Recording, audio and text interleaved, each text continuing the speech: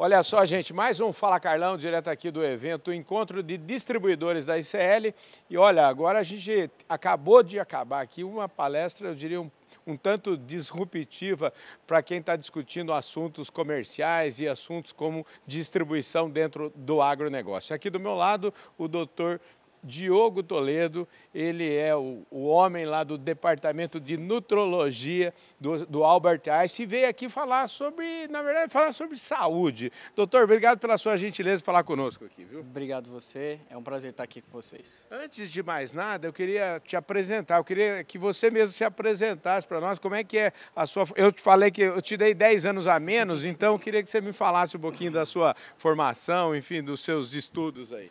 Eu fiz graduação de medicina em Minas Gerais, depois eu fiz especialização em clínica médica, depois eu fiz UTI e aí depois eu parti para nutrologia.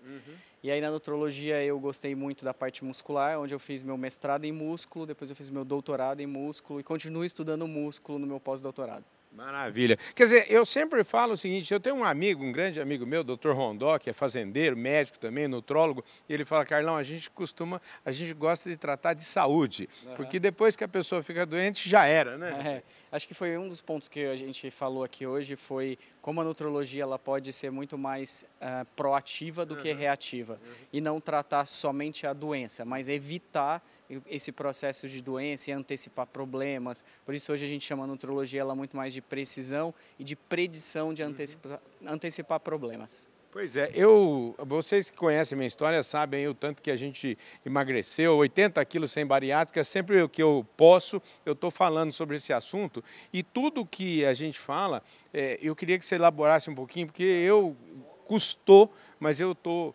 exatamente há 5 anos praticamente no mesmo peso e o importante eu descobri, doutor, que é no dia a dia que a gente constrói o longo prazo e a gente vive querendo inverter essa lógica, né? Com certeza, isso é uma das chaves que nesse entendimento de que não é sustentável ser muito rápido. Tudo que é muito restritivo ou tudo que é muito em excesso, às vezes isso vai prejudicar a longo prazo.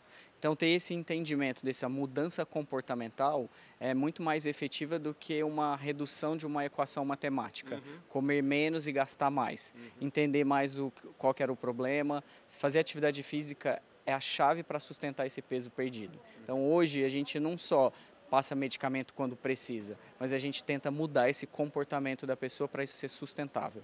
Quando eu cheguei aqui, você estava no meio da sua... Aliás, no meio não, você estava no finalzinho da sua apresentação. Só deu tempo de ver um slide onde você estava montando lá o que eu imagino ser algumas dicas muito práticas para a gente se manter com saúde. Você pode dar uma resumida naquilo para a gente? Sim, eu estava falando sobre uma pirâmide do estilo de vida saudável, como ela deve ser. Então, a base dessa pirâmide ela tem que ser a saúde mental.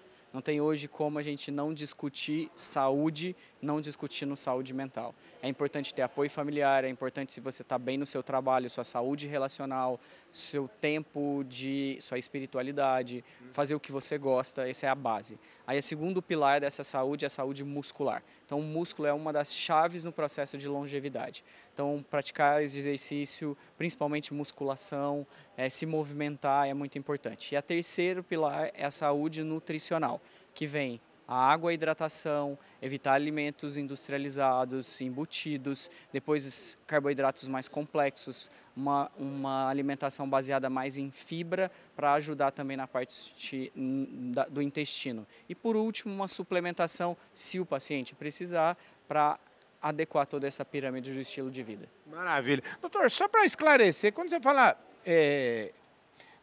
alimentos mais complexos, carboidratos mais complexos, só para dar um exemplo, do que é que você está falando? Por exemplo, quando a gente está falando de um tipo de doce, chocolate, e ele é um carboidrato mais simples. E quando a gente está falando de exemplo de um pão.